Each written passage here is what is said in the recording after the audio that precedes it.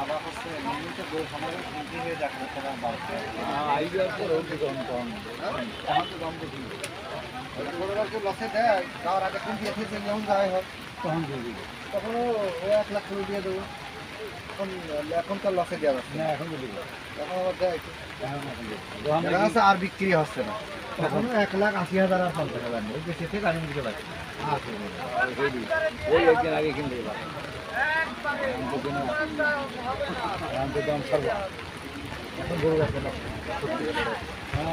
এখন আমার ওই গরুটা আমি কিনেছি 10,000 টাকা লাভ না হলে আমি দেবো না